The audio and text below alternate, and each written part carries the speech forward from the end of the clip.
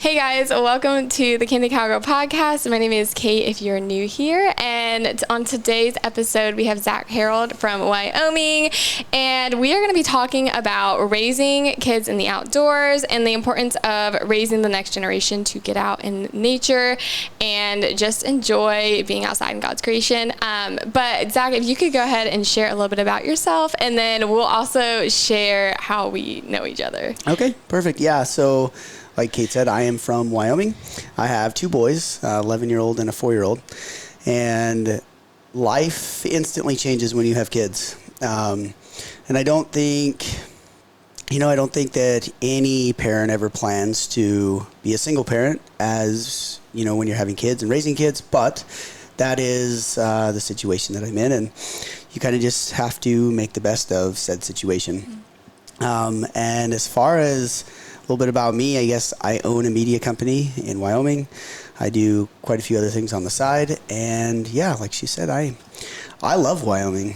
So it's beautiful there, and I think what we're gonna dive into a little bit is just, I think also, you do the hunting, you get your boys out and doing that, and I think just having the freedom to do that, especially in the state you live in, is just unbelievable. And the reason I really wanted you to be on this podcast talking about this specific topic was because I firsthand have seen your boys, through your posts and your videos and such, but how much they enjoy it and like what joy you can just see in them, and how they treat each other, how they treat you, how you treat them. And it's a different thing to see that nowadays, and especially in kids, I think, with screen time and all that, and we'll get into this more as we get into the podcast more, but that all has affected raising kids, and probably more of a negative light than a positive light, honestly, the social media and the phones and all that. So but how old are your boys? Camden is 4 and CJ is 11. Yes, it's crazy. Yeah, it's crazy. Awesome. Okay, so the funny thing is how we know each other is I was actually on Zach's podcast. What was that, a year ago now? Gosh, I don't know. I know, it's been a while. She kept putting me off and blocking my number. No, I'm totally kidding. I like to joke and make people laugh, and you can see. So we did a podcast I have Battle Mountain podcasts, and I cover business strategies, self-improvement. I cover a lot of stuff in the outdoors, hunting-wise, but I also cover photography. And for those of you that don't know, you may or may not be following Kate because of her photography, and that's why I started following her. I noticed some of her awesome photos. I noticed the 6-foot lens that she had on her camera. So that's kind of where that started. So we did an entire podcast about photography, some of the reasons she got started, and some of the ins and outs of photography and why it interests her and why she pursued it. Yeah. It's awesome. It was so fun. I enjoyed it. I thought it was such a cool opportunity, and then I was just super happy that it worked out for him to be on mine so soon, to kind of reverse roles here for a little bit. And we also have the new headset that Zach brought, so this is kind of a different thing to try out. He brought some stuff for me to practice and try, so it's just kind of helping one another out here. Yeah, for sure. Learning from the pro. If she's considering me the pro, we might have other issues. But no. So I'm super excited. We'll go ahead and dive into what we really, like I said, what we really want to just kind of portray, and hopefully just give an insight to people that maybe are raising kids or going to be raising kids and not sure how they want to go about it. I didn't have a phone until I was 15, and I bought it myself, and so, and obviously, there's give or takes in how you parent, and different things work better for different people and different kids. And it's very unique to each person, but I just would love to have you share, kind of how you felt raising them best and just raising men in this generation too. So we'll go ahead and dive into the questions here. But my first one was, how would you describe your parenting style? Just kind of starting off with that. I would describe it very hands-off. And I know that may sound counterintuitive, but I think that independence is something that's getting lost these days. And I think when a kid is able to be independent, it sets them up for farther in life. So literally as simple as like my 4-year-old, for example, when he gets down from the dinner table, he goes over, takes his glass plate over to the garbage, he scrapes it off, opens the dishwasher, puts it away, puts the forks where they go, puts his cup where it goes, and he's 4. Yeah. But I mean, it's teaching the little things, right? It's teaching paying attention to details. It's teaching cleaning up after yourself. It's teaching caring. You know, that's something that that is also lost is caring, you know, caring that you did it the right way. So yeah, it's kind of a hands off. I'm like, hey, I will, and I've told this to my 11-year-old, I'm like, look, I will give you a lot of leeway, but I'm going to expect more from you than probably your other mom and dad. So I guess kind of I have a different situation. So my older son, his mom and dad, they live, I have visitation with him. And then my younger son, I have 50-50. But it's just, I think when you expect your kids to be able to handle certain things on their own, obviously I'm not like my 4-year-old, like, hey, go cook yourself lunch, you know, but my 11-year-old I do. Yeah. If he walks in, he's like, I'm hungry. I'm like, well, then you better figure out what you're having. Now, if he asks, sure, I will help him and I will teach him. But at 10 years old, he was already able to follow an entire recipe, make literally breakfast from scratch, and feed himself and his brother at 10. Yeah. And it prepared him for other things. When a teacher at school asks them to do something that other kids don't feel comfortable doing, he's like, I got this, you know? So I think if you could say it in a nutshell, I would say that my parenting style is kind of hands off. I help them be as independent as they can be. And it's interesting because I get looks and eyes and things from other people like, you're going to let your kid do that? Like, well, yeah, he knows how to do it, you know, as opposed to, you know, he might get hurt or whatever else. Yeah. So, and I think there's a lot more, like, if kids can learn that young, they have more freedom if they are doing things correctly. And like, if the parent can trust them and know, like, yeah, he's proven himself that he can do this himself or whatever. Like, the kids will find, wow, I have freedom when I'm listening and obeying and like, you know what I mean? And so I think instilling that, which, I mean, it sounds 100% like you've done a great job at that, is it helps them grow up in the real world learning, wow, the more I, do the right thing, the more freedom I'm going to have in following that. And I don't know. I mean, how many times do you hear of a kid going to college and they lost all the structure and stuff that their parents were doing for them, and they go down the drain, they lose their scholarships, they fail out and everything like this. On the opposite end, not saying that my kids are going to ace college, but what I can tell you is when they go to college, they're already going to know how to cook for themselves. They're already going to know how to take care of things. They're already going to know how to pay bills. So all this stuff they've already been doing that the real world expects them to do that school doesn't teach, they're already going to know how to do it. Yep. And like I think that's super important because the real world is the real world, and holding my kids' hand and sheltering them from the real world, I don't know that it really does any good for them because there's going to be a point in time when I can't shelter my kids any longer. And then what? At least by teaching them to be independent and think for themselves and think on their feet, they're more prepared for whatever the real world throws at them. Yeah.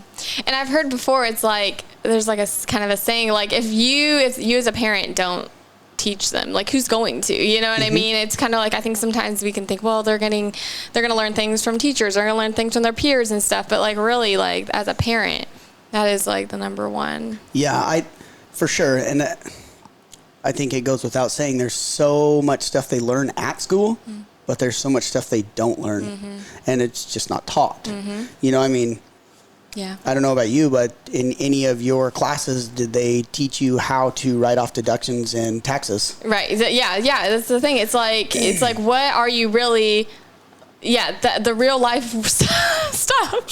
So I know. And the problem is there's consequences. Yeah. You know, and nobody wants to talk about that. Nobody wants to talk about the downside of things. But the problem is when you don't know how to handle your taxes or handle being consistent on your bills or whatever else, everything else gets affected, you know? Yep. Yeah, 100%. That's good. Okay. So could you tell me who in your life inspired or inspires you to be the best dad for them and to get them out and doing the hunting and the fishing and all that you do with your boys?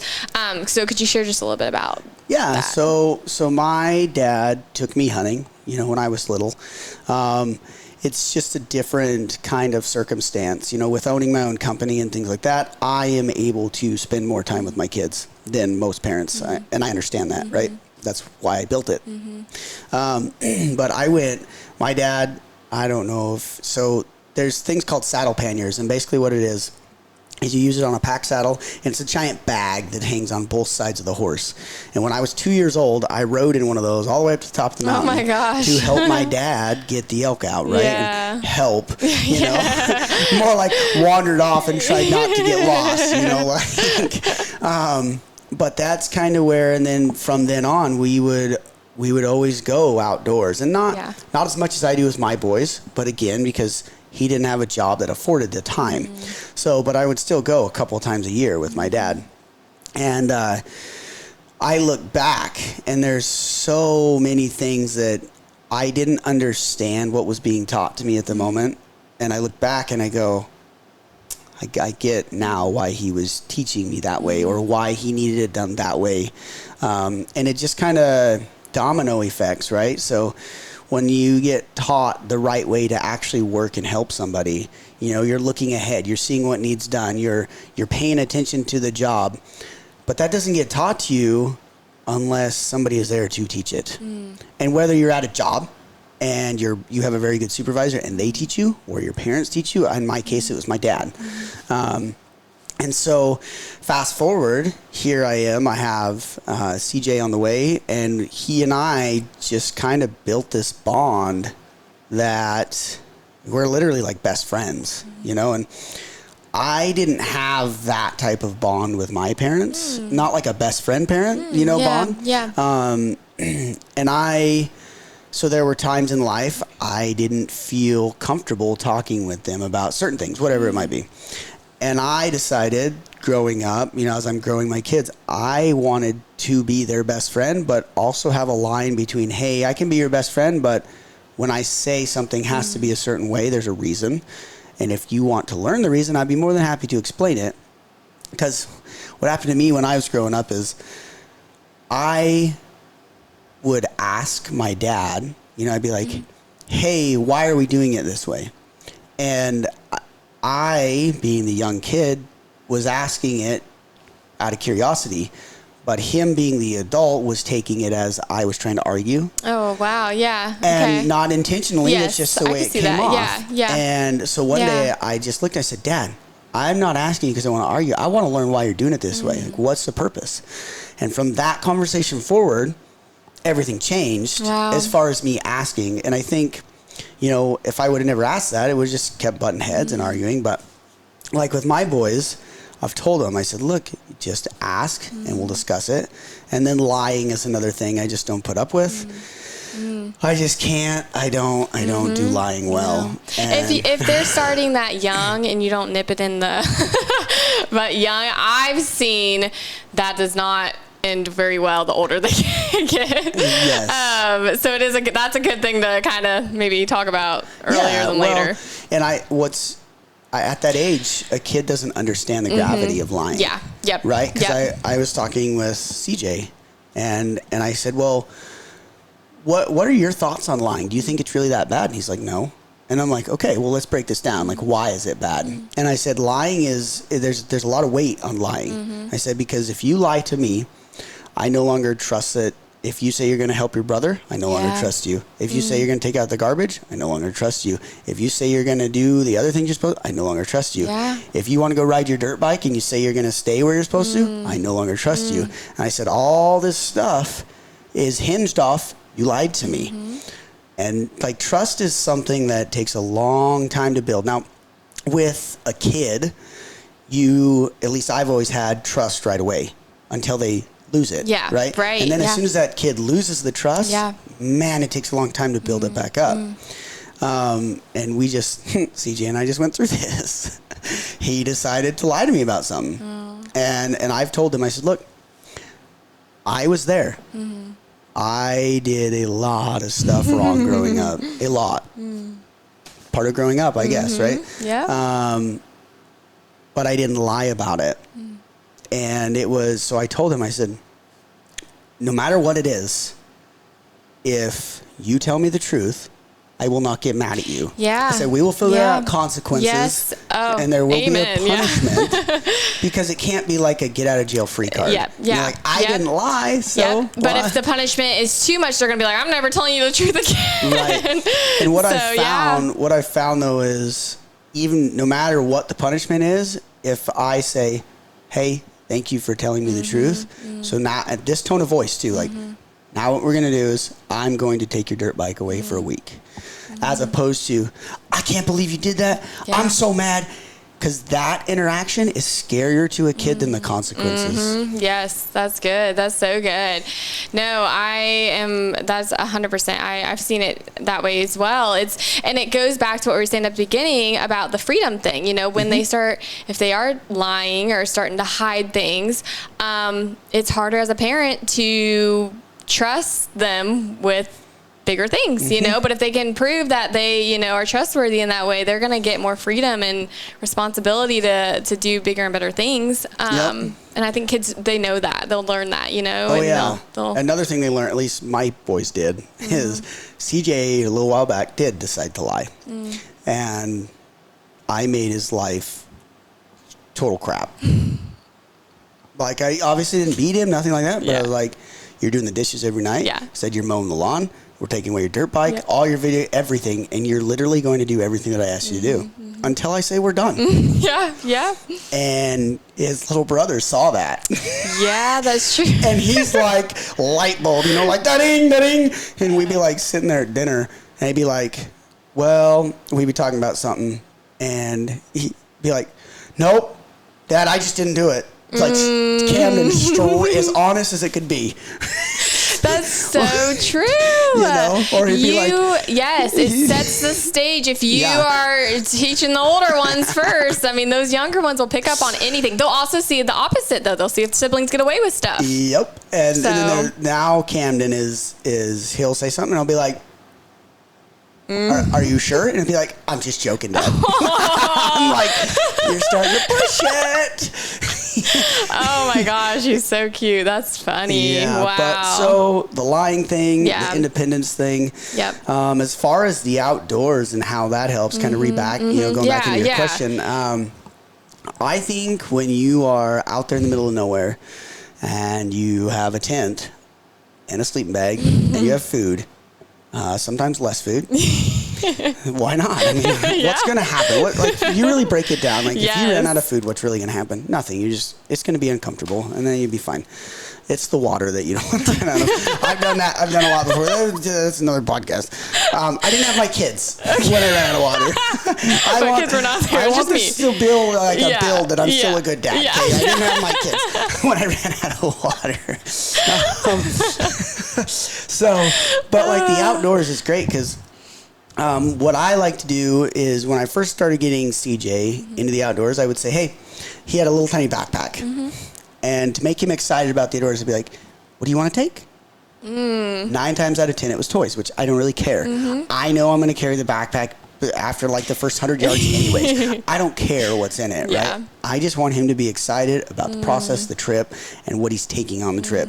So once we do that, I have all of his toys. He walks 50 yards, gives me his backpack. I put it in my backpack, and then it doesn't matter. And then he's got stuff that he's excited about out there. But once we get out there, I mean, there's so much that God and nature and everything can teach you when you're out there away from everything else. I mean, you get to learn like why moss is on one side of the tree and not the other. You get to learn which direction the sun rises and which way it sets. You get to learn how to find water or whatever else, right? But then you also get unplugged from your computers and the iPads and all this other crap that kids just seem to always be playing, which I'm not saying that playing it a little bit is a bad thing. You know, like maybe it's a reward, or maybe it's an evening thing. You do it for 30 minutes or an hour just do it as a family at least, right? Yeah. But then you get out there, you don't have any of this stuff. So you're learning together. You're growing together, you know, and you're kind of forced to. Yeah, it's not like I can sit next to you on this couch. We both have our phones. And if we truly wanted, we could say not a single word for an entire day. But when you go out there and there's bugs crawling on you, I know you love bugs, and there's nothing to look at. There's nothing to put your attention on. Yep. You start just absorbing it and learning all this stuff. But then again, it teaches you how to be independent, because you have to learn or figure out how you're going to get water for the next day. You're going to have to learn how to, like the other day, we were out there and we ran out of propane for our stove. So CJ's like, what do I do? And I said, well, what else can we build that can heat this up? And he's like, well, fire. And I said, you got it. Nailed it. Let's build a fire. And then you just put the pot in the fire. But if you weren't out there, you wouldn't know that. You wouldn't even have the independence and the thought to think outside the box to then do it. And then in the evenings, we usually bring an iPad with a movie. And like that time we were all sitting in the hammock and it's already dark. So we watched the movie for like 30 minutes or whatever and just all sat together and enjoyed it. But I really think that the outdoors teaches, but it also forces independence, forward thinking, taking action.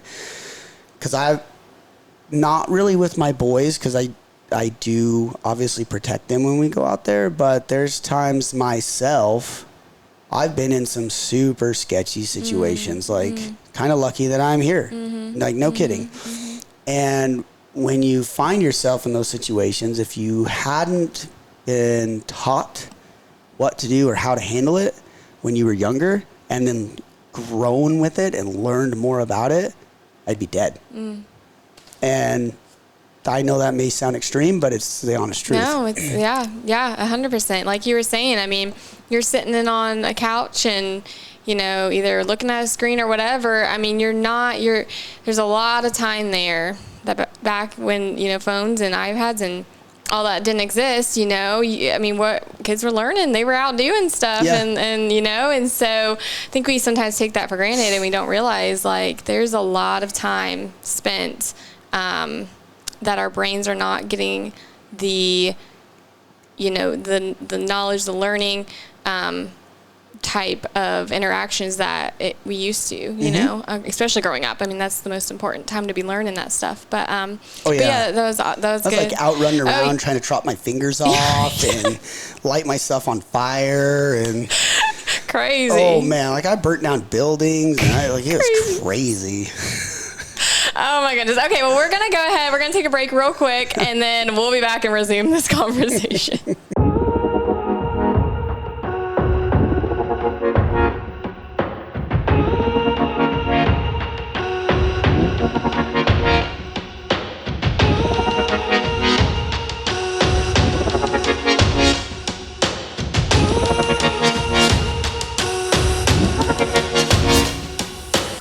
Welcome back, everyone. So I had a question for Zach before we jump into the next one, but how old were the boys when you first started taking them hunting? I mean, do you really want me to tell? No, I'm kidding. So I had them like this, and we were walking through the woods. And no, actually, I started taking them super early. I figured, what's it going to hurt? One thing I will say to that is if you are going to take a kid at that age that doesn't understand the necessity to be quiet, that doesn't understand the necessity to not move, on a hunt or something like that is going to require you to be quiet and not move, you just have to be okay with the success being in the journey. Does that make sense? Yep. So I would take them fully expecting and aware that we weren't going to harvest an animal. So CJ was literally sitting on my shoulders when we were elk hunting, and I shot an elk. Camden I packed him in a sleeping bag for 1.5 miles at 2.5, and he was there when I shot a deer with a bow. So I started taking them super early whenever I felt, obviously. Now, if it would have got, like -20 or something like that, obviously I wouldn't have taken them, because that's just, for that age, it's probably too much. So if I felt like they were going to be safe, then why not bring them? Again, there's the expectation of, especially in hunting, and I know you're not a hunter, and maybe some of your audience is, and maybe they're not, but obviously when you go hunting, you have to be quiet, and you have to be sitting still, and there's no fast movements and things like everything that kids do. Right. Yeah. So taking a kid is kind of like an oxymoron. Like it's, look at that small big screen TV. Like it just doesn't work, right? But if you take them and you go, I'm more interested in the time out here with my child than I am harvesting an animal, everything will turn out just fine the way that you were expecting. But if you go out there like, yeah, I'm going to shoot the biggest thing on the mountain and my kid with me, you might, for sure. I've harvested all kinds of animals with my kids, but you might not. And at that point in time, you can't put it back on the kid because they don't know. So it's not fair. Yeah. How do you feel doing the hunting, doing the camping, or just in general? And we'll get into maybe how people can get started in hunting and all that with their kids if that's not natural, like if that's not something they grew up with. Maybe we can jump into that towards the end here. But yeah. How do you think getting outside in that kind of setting helps contribute to raising strong, respectable, good, like future men in this generation? How does that, how do you feel like that could affect that? I think it has a lot to do, again, with independence, because independence in my mind leans on so many things, and it also pushes into some things that sports teach as well, like drive. That's something that sports can help you with. Going hunting and camping and hiking can teach that as well, because you really think about it. You're like, hey, I'm 1.5 miles in. The place we're going to camp is 3 miles. I'm tired. What do you have to do to get there? You have to persevere. You have to push yourself. You have to realize that, as cliche as this is going to sound, the pain is temporary, and it's as simple as 1 foot after the other when you're hiking. Yeah. So I think that there's that aspect of the drive. There's the aspect of the independence. There's also an aspect of taking what is given to you, and whether it be something good, and when I say good, I mean beneficial to you, something that maybe God is opening a door or something along those lines. And then there's stuff that are going to be presented to you that are not good, just like in life and in city. But the difference is out there you're miles away from everybody and you can literally die. So there's slight difference, extreme, but it's truth, right? There's times, like I say, like literally I've been out there and it's -30 below. Wow. And the wind is blowing, and I don't have my kids on a trip like that, obviously. Yeah. But for anyone that knows Wyoming, the weather can literally change in 15 minutes. So I always have stuff that just in case. But being able to have all this stuff thrown on you and composing yourself, thinking on your feet, and then taking action in the right direction are huge things in everything that you do in life. Literally as simple as you drive through the line at McDonald's. Right there, you're composed with something that you're going to have to think about on your feet and make a decision, right? What do you want to eat? Okay, I want this. Okay, what action are you going to take? You're going to give them your order. Then what do you have to do? You have to think, do you want more? Do you want less? Do you want small, medium, or large? Right? That's super simple, but it's something that is very stressed when you're out there in nature by yourself, and your kids are too, right? So And then you take it to something even more normal for kids, right? They're at school. They're posed with an issue. They're posed with a problem in math class that they don't understand. Are they going to get frustrated and give up? Or are they going to work at it, ask questions, and get better at it? And I think being out in the wilderness and things like that really strengthens those skills because you really have no other choice. You can load everything up and turn around and walk back to that truck. But so much stuff can be thrown at you at the same time. And then you have equipment start breaking. Like let's go to another one, right? You got a flat tire on the side of the freeway. That happens. Nobody wants it to happen. But what are you going to do? Are you going to let that situation overwhelm you? Are you going to freak out and then not take action? Or are you going to go, okay, cool, I got this. I'm going to start changing the tire. Oh, man, my spare's flat. Because that's how my luck is. Somebody stole the spare.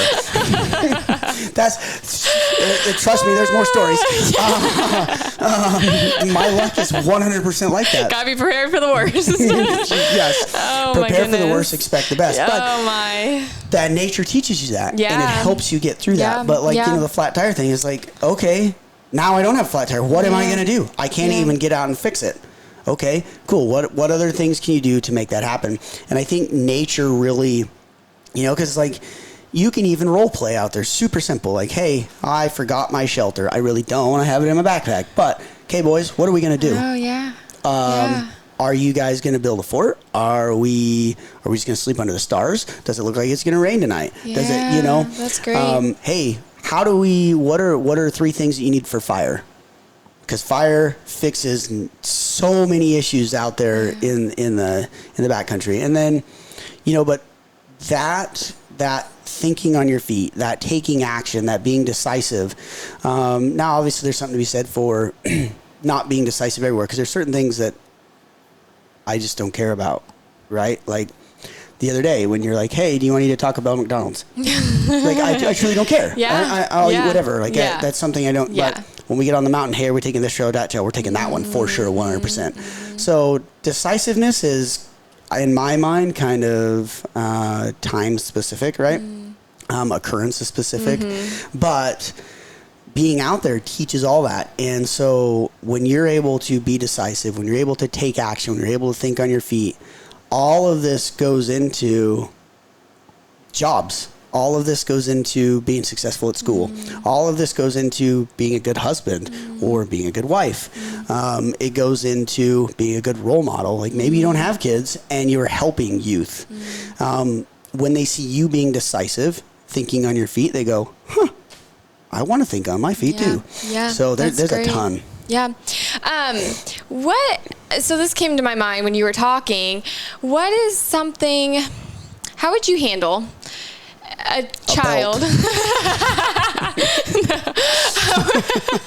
How would you handle a kid, a situation with a child who is not wanting to maybe do something you think is going to be beneficial for them? So, and this can be in large scale of like, let's say they don't want to go hunting, or they don't want to do a sport, or they don't want to do something that you think would be beneficial to them. How would you handle that? You have to speak their language.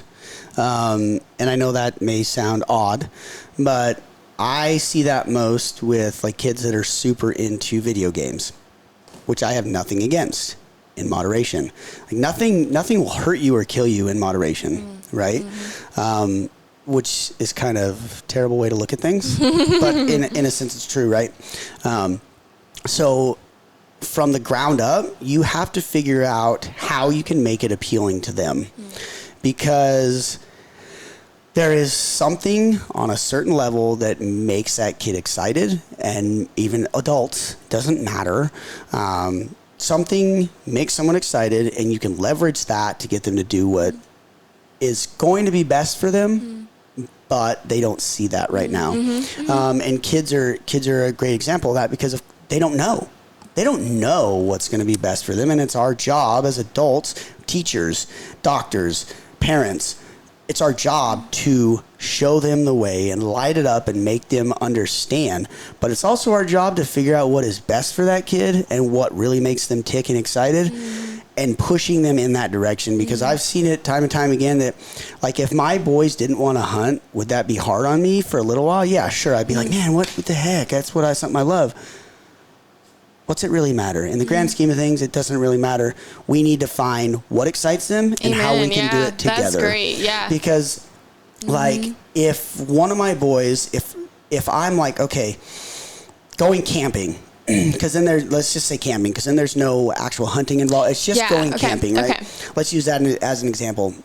And I got a kid that is like, I don't want to go outdoors. The bugs bother me.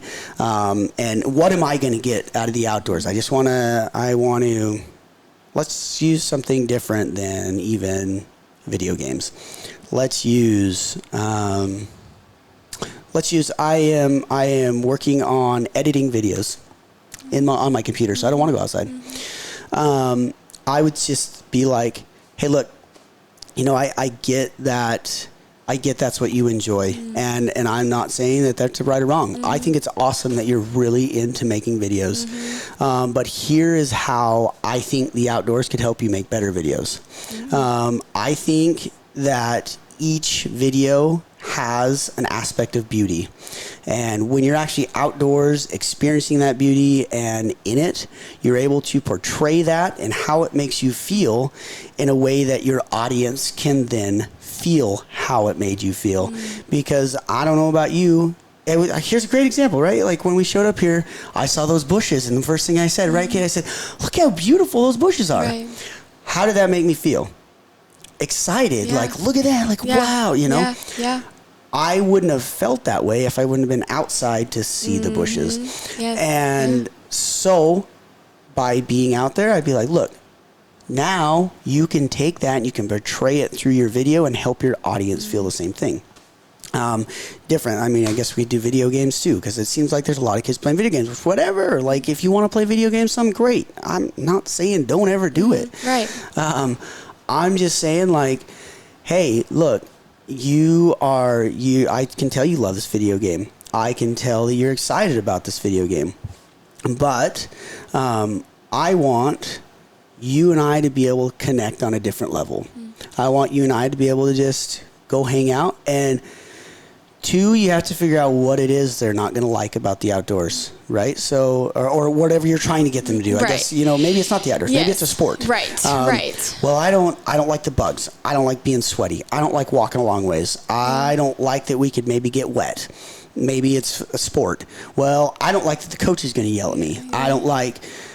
So you figure out what the problem is, and then you can mitigate said problem. Until you don't, but you have to have that conversation with your child. And parents, I'm telling you right now, your kids are smarter than you think they are. They're ready for more conversations than you think they are. Yes. You have to take the time to have that conversation.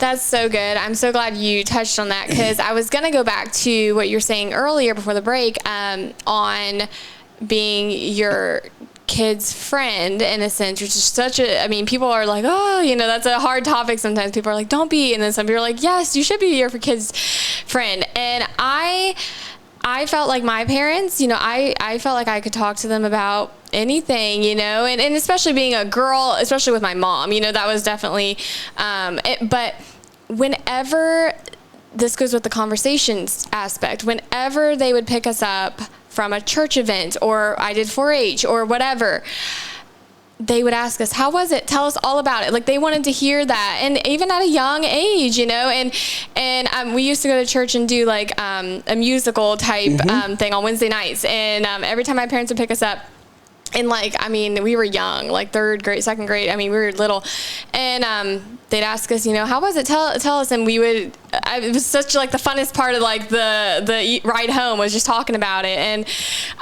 that helped. I feel like in so many ways, just being able to communicate with our parents, be excited about that, and I agree. Like, kids can have deeper conversations than maybe we think sometimes. They understand more, even if they can't get it out. But I think that personally helped me a lot, be able to have that friend aspect with my parents, but I respected them 100% still and knew, like, I mean, if I did anything, if I did anything against their, and it was always, their house, I'm in their house, and I have to respect their rules if I'm there. And so, but I think you hit it on, hit the nail on the head with, they can have conversations. You can have conversations with them. Well, and I think it goes even deeper than that. You have to truly know why it is that they don't want to do something.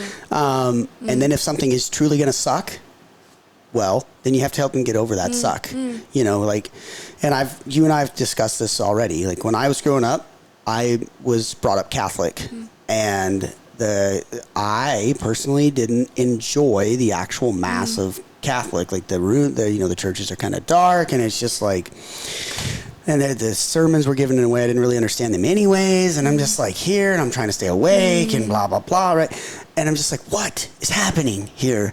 And it's no different with religion or church. It's no different than a sport. It's no different. If you can figure out what it is that kid or the adult or whatever else doesn't like about it, you can 9 times out of 10 mitigate it.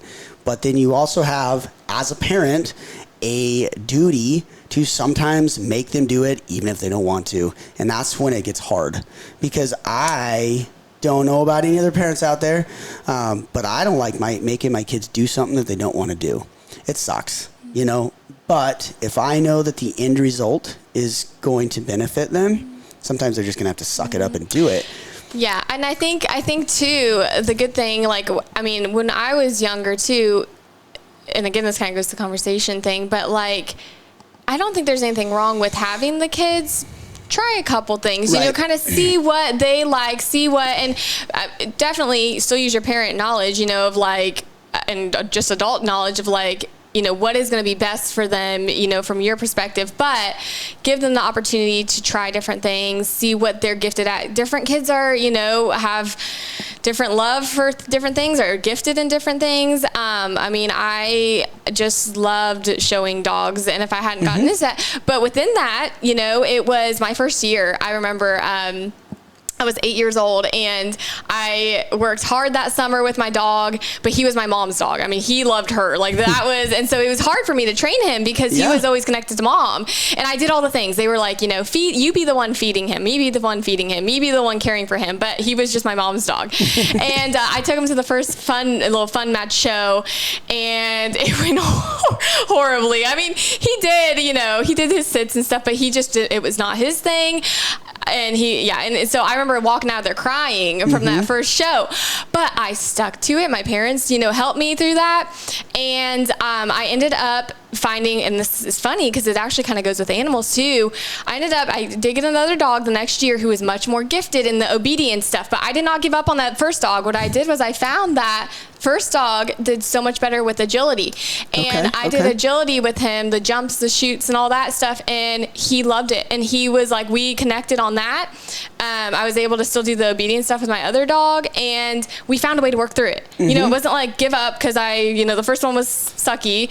It was we worked through it. My parents helped me, find what worked for me and for, just us together. And so that taught me so much about pushing through, so I think there are times to push through, but there's also times to find what that child is passionate about. Absolutely. And you can't do that unless you have a conversation with them, because granted, by doing things with them and watching them, you can see certain things that excite them. Camden's a great example, right? Whenever we're out anywhere, and I mean anywhere, he is trying to catch bugs or frogs or lizards or whatever else. That excites him. Yeah. And CJ, when we're out anywhere, if he has a camera in his hand, he's taking photos. He loves it, But if I wasn't paying attention, I wouldn't see those things. And the other day we're out there, and I was watching Camden hop along like a frog. And he was trying to catch grasshoppers. And it just we were out in nature, camping, and it just hit like a ton of bricks. It's it's really not going to be that much longer, and he's not going to do this stuff anymore. And it's like it happens so fast that I don't know. I could impose on any parent to just try and soak up as much of it as you can. Because like you said, I take pride that I am one of their best friends and that they want to tell me things, but I can still draw that line and still be the parent. And maybe that won't work for everybody. I don't know. I'm not everybody. I'm me, Yeah. So, yeah. Yeah, awesome. So good. Okay, well, we're going to take one more break, and then we will be right back.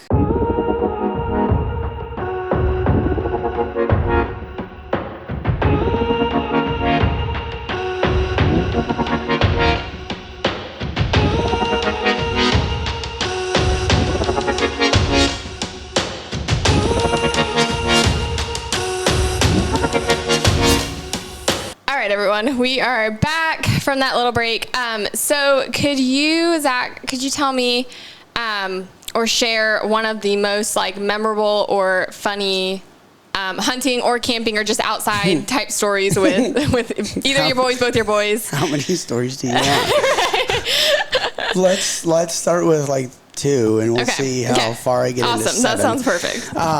So one of the most memorable moments, CJ was 4, and we went on an elk hunt, and we hiked probably 15 miles in 3 days. And several things happen on this same hunt, right? So at one point in time... Oh, no. It's going to be a good one. It is. If you don't laugh, I'll be surprised. So we set up the tent, right? And we're standing there. And he was doing something inside the tent, because obviously we had walked a ways. He's kind of tired. And I was glassing, looking for elk, and I turn around just in time to see him standing on the edge of the tent, inside the tent, and just peeing. Oh. And, like, my stuff is all there, like my electronics, and he's just, like, peeing on it. And I'm like, are you kidding? What are you? Oh, my goodness. Yeah. Yeah. So, that happened. And Boys. Yeah. Yeah. And so then that same trip, we're on our way out. And this one isn't near as funny. This is just something that it was really impacted me, is we're walking and this elk bugles. And CJ is only 4, but he looks up at me and he's got his eyes like this big and he's just, did you just hear that giant elk? And like I wish I'd have been filming or something, right? Because it wasn't. But I can still see it. I can still be in that moment. And it's just something that I remember, I think about quite a lot. And again, on that same trip, we're walking along. And I'm just like trying to get to camp. We're already late. For those of you that don't know me, I'm late 99.9 times out of 80. So all the time. Yeah. And so we're already late. But I'm just walking. And he's probably, 10 yards behind me or something. And he goes, Dad. I'm like, why are we here? We're here to have fun.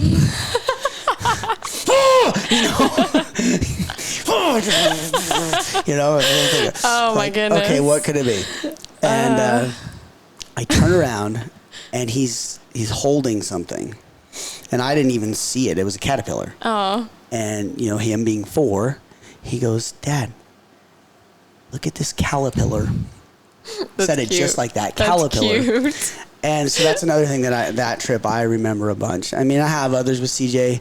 Like the one time he was literally he walked probably 2 miles in snow that was this deep, and he was 2.5.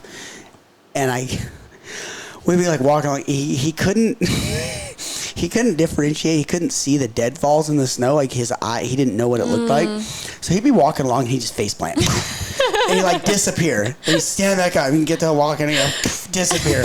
And I'm like, here, buddy, let me hold your hand. He's like, no, Dad, I can do it myself. Wow. And I'm like, buddy, I just want to make sure you quit falling. You can walk. You can walk as far as you want to walk. I don't care. I just want to help you quit all on your face.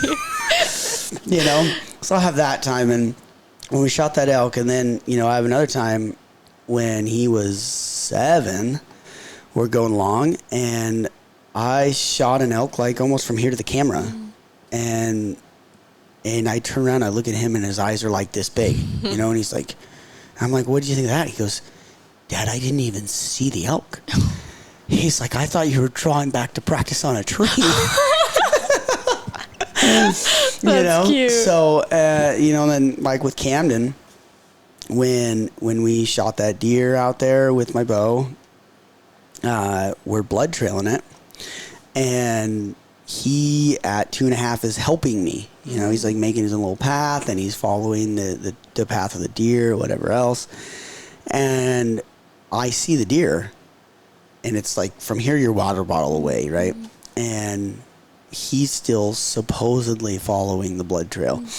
And I'm like, hey buddy, how you doing over there?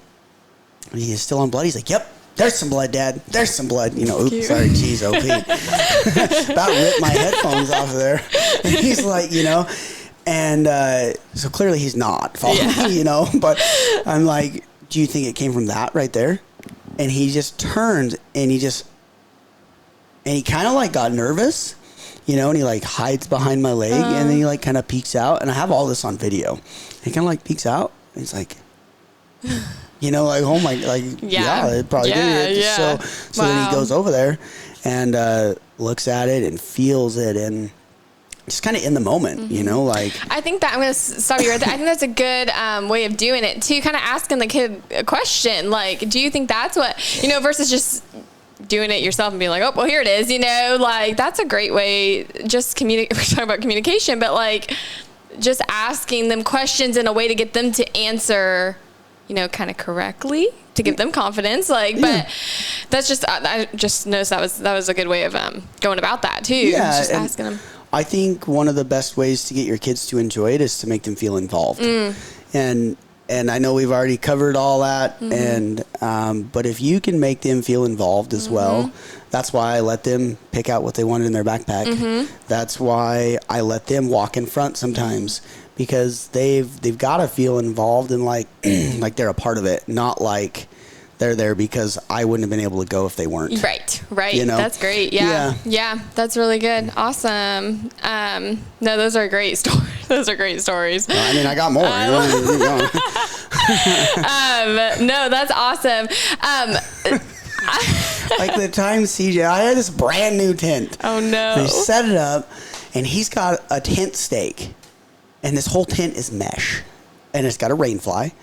But he's like looking at the tent stake. You can just tell going through his head. He's like, I wonder if this will poke through that mesh. Oh my goodness. And I'm like, are you kidding?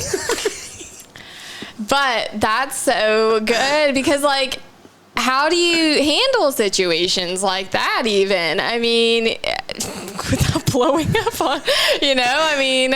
Yeah, obviously, I mean, like any parent, I'm not going to lie, like there's times I have a short fuse and I might get mad or say something. I don't know. I don't know that it's, because I'm not a special person, so I don't want it to sound like that's what I'm saying, because I'm not meaning like that. But I always, if something like that happens and I have a adverse reaction or I do get super mad or something like that, I will come back to my boys and I will apologize like an adult does to another adult. I'll be like, hey, look, buddy, Daddy did not handle that correctly, and it was not fair of me to get mad like that at you. So I want you to know that I really apologize, and next time Daddy will handle it differently. So that's one thing that I might do that's different or the same as other parents. That's great. Another thing I help, like if they actually get hurt, you know, physically, how do I put this? Like I care, obviously, like no one ever wants their child to be hurt. But there's a difference between I got a splinter, you know, on my finger, and I cut my finger off. Right. Yeah, that's two different things. And a kid, unless you teach them that, they don't know the difference. They really don't. So I just try to teach them that pain is not the end of the world. I mean, that's good. Yeah. Been hurt once or twice, you know. Yeah. In my life, and my boys have too. But when it was first couple times when they're really little and they get hurt and they come running over screaming and crying and like, oh my gosh, the world is ending. It's like, well, what hurts? My finger hurts. And I'm like, what's wrong with it? Sometimes they can't even tell you, right? So it's like, well, is it broken? I'm like, no. I'm like, can you bend it? I bend it. I'm like, is it bleeding? They're like, nope. I'm like, then you're probably okay. And they're kind of like, what? What do you mean? Yeah. You know, the first couple of times you do it. Yeah. And then, especially if I see the accident happen, you know, like if they trip and nothing falls on them, they don't hit anything, and they get up, more often than not, what I found, at least with my boys, is that they were either more scared than it was that, or that they were more embarrassed. And if you can have that conversation with them, because there's times literally something will happen to my boys, and like Camden's a good example, just because it's happened more recently, because he's so much younger than CJ. Something will happen, and he'll be super upset, and not so much anymore because I've taught him, but he'll run over, I'll give him a hug, and I'll say, hey, you're not really hurt, are you? I said, you just felt like everybody saw that happen, and you feel silly, huh? Or I'll say, you didn't get hurt, it just actually scared you. And he'll even say, yeah, it just scared me, Dad. I'm like, hey, it's okay to be scared, but look, nothing happened. You were fine. You know, nothing hurts. So let's just go on about the day. But I think being able to differentiate, and obviously when you see it happen, it's different, you know, but sometimes you don't see it happen. But 9 times out of 10, if a kid comes running over screaming, unless they're like bleeding or their arm is sideways, which has happened to me personally, like when you walk up to your parent and you have blood everywhere, you're probably going to take that more seriously than if they come running over and they have a scrape, you know, and not saying that you don't want to make sure they're okay. I'm just saying that the level that you make sure that they're okay can really differentiate how they move forward in life next time they get hurt, whether it be physically. Emotionally is a little different thing. I think that's another area that I think physically you can teach them that it's not going to end their life, and once you teach them that and how to deal with that pain, they get better every time they get hurt. And then all of a sudden my boys will literally cut themselves, break stuff, and they're just like, well, now what do I need to fix this, rather than freaking out like it's the end of the world. Yeah, that's so good. Yeah. Emotionally, I think is a much deeper subject, and I think parents avoid it like the plague. I think that youth anywhere in any age frame never gets taught how to deal with emotions when they're angry, how to deal with emotions when they're sad. Parents don't like to, I don't know if it's because they don't know how to deal with it themselves. I don't know. I have no idea, and I can't speak for everyone. All I can do is I can look at kids in general and say, yep, most kids have a point where they go from, okay, I'm having a good time, to I'm so mad and frustrated right now and I can't see straight and I don't know what to do about it, so I'm just going to act out and yell and be mad, and then I'm going to leave. And if you can teach your kids how to handle that, it's something. And I challenge everyone listening to, next time you start to get upset, do this one simple thing. Go into the bathroom where nobody can see you, because then you can't be self-conscious. Stare in the bathroom and just smile. I'm not kidding you. It's a psychological reaction in the brain, and it's proven that after you do that, you'll be happier. And I promise you, if you do that one little thing after 2 minutes, your whole mood and outlook on everything changes. But if you can arm your child with ways to deal with things like that, they're going to be way better off.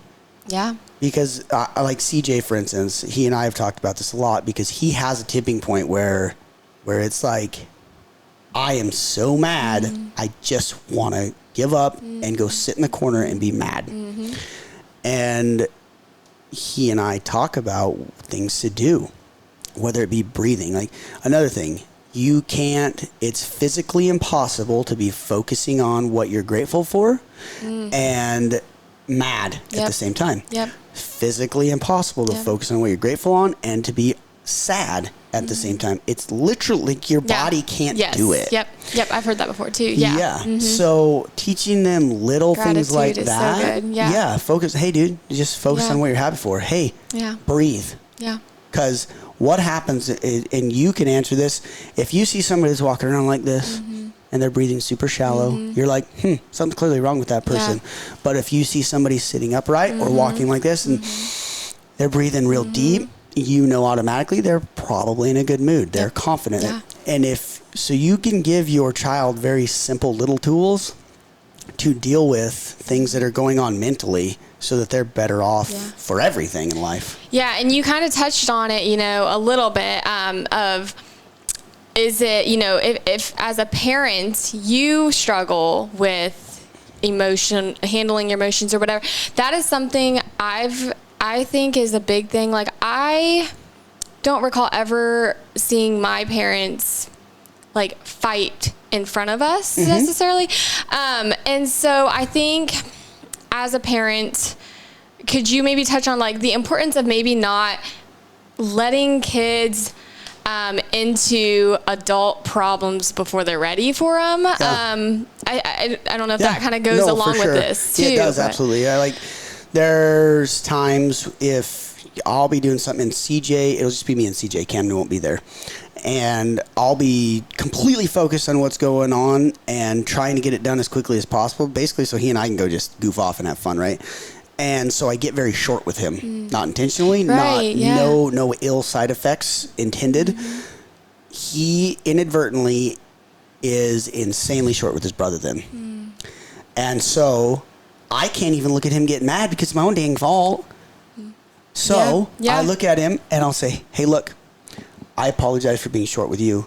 And I know that's why you're being short with your brother. I said, I'm going to work on it. So that means you need to work on it too, because it's not his fault. Say you want to be short with anybody, be short with me. And we just kind of work through it that way. But I think, kids, when you try to have a conversation with a kid that they don't understand, they'll let you know. Like, they just stare at you. And they do this number. Right. Yep. Yeah. They don't ask questions. They don't get involved. Yeah, so they don't know what questions to ask. That's a good point right there where you're like, okay, yep.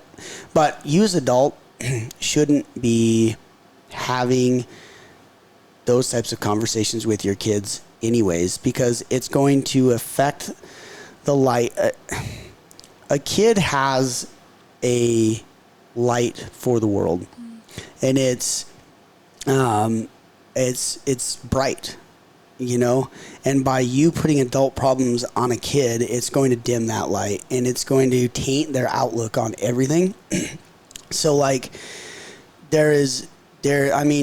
yes, if money is an issue, you can say, hey guys, we can't do it right now because money's tight. That's different than going, well, I lost my job. I don't know how to make more money. I do blah, blah, blah, venting on them. Yeah, almost. You don't. That's the last thing you want to do. Sorry, I was playing footsie with you. That's the last thing you want to do is vent issues onto your kid. It is not a bad thing to keep it real with them. But you have to do it in a way that it's not venting, number one, and in a way that they can understand it, number two. So like the money thing, let's just use that as an example. Yeah. Hey guys, I know you really like to eat out, but this month, we're just going to try and save as much money as we can and eat at home. That's way. And so if a kid says, I don't want to eat at home. I'm just going to say, well, then I guess I don't eat at all. There you go. And I know that may sound harsh, but that snaps them out of that. That's like good, that. Though. Literally what is, this is your options.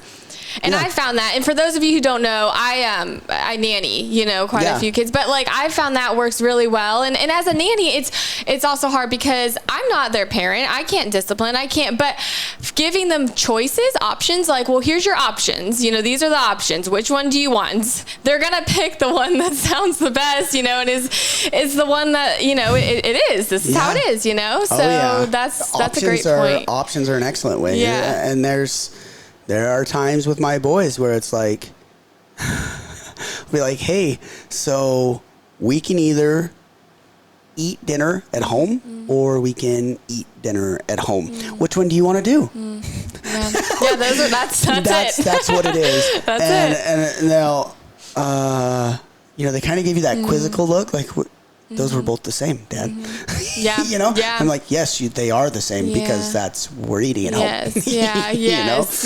Yeah. No. But yeah, that is a good point. And by that, I think a lot of times, if a kid does, like I said, the example of like, but I don't want to. And I feel like again, how I was parented, like if we would have been given our way, then, through that we would have learned, wow, all I have to do is complain and I get my way. And it goes with training. So I train the animals, I train the dogs, I train the horses. It's kind of the same with them. Like if I get a behavior I don't want, an undesirable behavior, and I reward that in some way, it's teaching them that's what gets them what they want. And it's not even, and I feel like it could be kind of this way with children, but with an animal for sure, they don't know that what they did was necessarily wrong.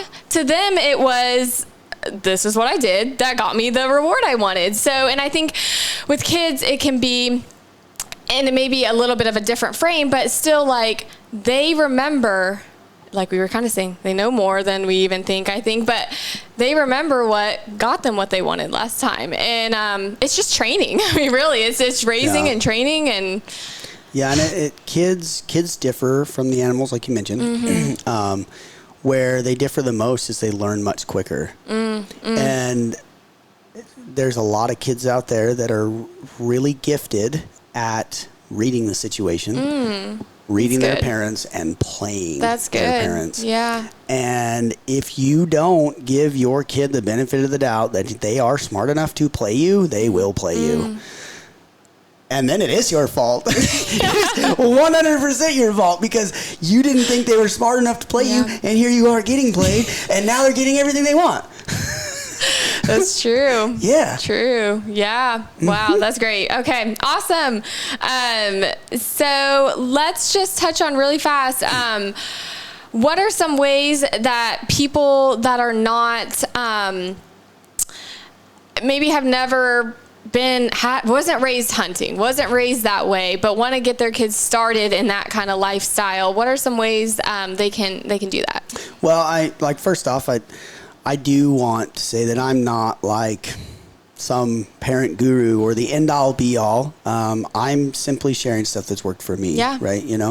I think if somebody, say for instance, lives in a city, they go Denver, and they really want to start doing outdoorsy stuff with their kids, or maybe they just want to do rock climbing, or, cause there's a lot of indoor gyms. First off, just hop online, Google it, like, hey, activities for parents and kids, and you'll be surprised how many physical activities pop up. But then you have to, as the parent, you have to take the first step, and then you have to figure out how to make it appealing and exciting to your kid. And once it's appealing and exciting to your kid, was the hardest hurdle to overcome, and then you have to go there and you have to make it exciting. Because if you go there and I'm going to throw you under the bus here, Kate. Oh, no. Okay, so let's say you have a child and you're like, I really want to go camping with my kid. And you get out there and the bugs are just annoying the heck out of you. And you're like, these dang bugs. And yeah, gosh, they're just everywhere. I'm telling you right now, no matter what you pick to do with your kid, if that's the reaction you have, they are going to feed off that, and they're not going to enjoy it either. Yeah, that's good. Obviously, that's not what you would do, but because you love bugs so much. But no, but it's things to be aware of, for sure. It could be literally anything. Yeah, it could be literally anything. Yep. Like your kid wants to get into cross country, and you go out there and you watch your kid run this cross country match. And then you get back home and you're complaining about how crappy it was to watch your kid at the cross-country match because it took so long, because cross-country matches take forever. They're going to hear that and be like, well, that's awesome. I'm so glad that my parents had fun too. So don't ruin it for your kid because you don't know how to cope with your own emotions and do something that they truly want to do. So, and then I think, getting kids involved can happen on so many different levels. You know, number one, is it something they want to do? That's different than something you think they should do, right? Number two, if it is something that they want to do, then great. You need to go there, support them, be excited about it. If it's something you think they need to do, you need to either make it appealing for them or realize that it's going to be an uphill battle and you're going to force them to do it. In my case, I've been fortunate when it's something that I think they should do, it's because I see what they've already liked and I'm like, okay, cool. You're probably going to like this too, but you just don't know it yet. And so we dive in and do it. So like a great example is jiu-jitsu. My boys are very, very roughhouse type boys. They're all boy, 100%. And I'm like, I think they would absolutely love jiu-jitsu. And so I'm like, hey, we're doing it. We're going to try it. And so we did. We went and tried it. The boys had a blast. Like I said, I kind of knew they would, right? Because I watched the other stuff that they already like. But you just need to have a conversation with your kid. And don't be afraid of having a real conversation. You need to support them in what they want to do and then help them understand what you want them to do. And then once you do said activity, have a conversation and understand what they liked, what they didn't like, what could make it better. And maybe they absolutely hated it. But you don't know unless you actually talk to them about it. Right. And you can't be offended if they don't like something you like. They're not you. That's so good. Yeah. And it's like, I know people that they like try to get upset about that. And man, they're not you. Just because they don't want to play football and you were a football star doesn't make them any less your kid. It doesn't make them any less of a kid.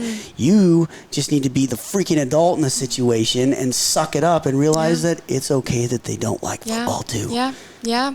That's so good. That's awesome. That's true because, and will you, if you are kind of making them maybe run the same legacy you did, or, what you were gifted as and excelled as you were growing up, you might never find out who they were supposed to be. What they were really, gifted in, who they were. So, well, it's not fair. Like you can't live your failed dreams through your kid.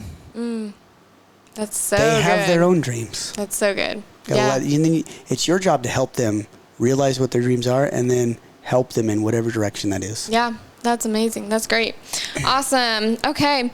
Well, to wrap up this, could you just share a little bit about where people can find you, maybe about your media business a little bit as well, and what you do with that. But just some places people can find you. Yeah, so I have Battle Mountain Company. I offer media packages, gear, taxidermy stuff. We're working on custom rifles and other stuff as well. But you can find a lot of videos on the Battle Mountain Media YouTube channel. There's a couple hunts with my boys that are just that's another thing I would suggest. I just want to throw this out there real quick is we're in a day and age when filming things and taking pictures is easy. I went on a ton of adventures with my dad and it wasn't easy, right? So they're all, what's left is still in there, but with your kids and your kids someday and everything like that, it's like, it's as simple as click or a video and you'll have it forever. So make sure no matter what that you take a lot of that kind of stuff, because that's like the hunts that I have and everything, it's all compiled of that. Like when my kid picks up the choke cherries and is eating them by the fistfuls, I got that on video. So it became part of the story and it was part of the story. So I got some cool videos on there about hunting with my kids, gear, whatever else. And you can check me out on Instagram. I got Zach Herold is Zach Herold #1, and then Battle Mountain Media, or it might be Battle Mountain Company now. I don't know, one of the two. I don't know. It's like, but if you have any questions on how to get started or something like that, I would be more than happy to help. But Kate is very, very knowledgeable when it comes to kids. I mean, One thing we didn't touch on was your experience nannying and being in that arena and everything like that. Like, she's been doing it for what, 5 years or a long more? time. Yeah. So she's probably been doing that almost as long as I've been a parent. So she can answer a lot of questions. If she doesn't know the answer, I'm sure she would just reach out to me and I can help. Again, I'm not the end all be all. I just want to help people be the best parent they can be. Maybe that's not my parenting style or my ideas or whatever, but if I can help anyone be a better parent tomorrow than they were today, then awesome. Awesome. I love that. That's so great. Well, thanks so much for being on. I feel like we could have done a part 2. Maybe we will. Let me know. But also, I just appreciate you coming here, doing this, and we'll have to do another one in the future. But I hope someone got some stuff out of this. I think it's great. I think this is an awesome topic to have you on for, so I appreciate it. Yeah, no problem. Awesome. All right. Well, thanks for watching, guys, and I'll see you on the next one.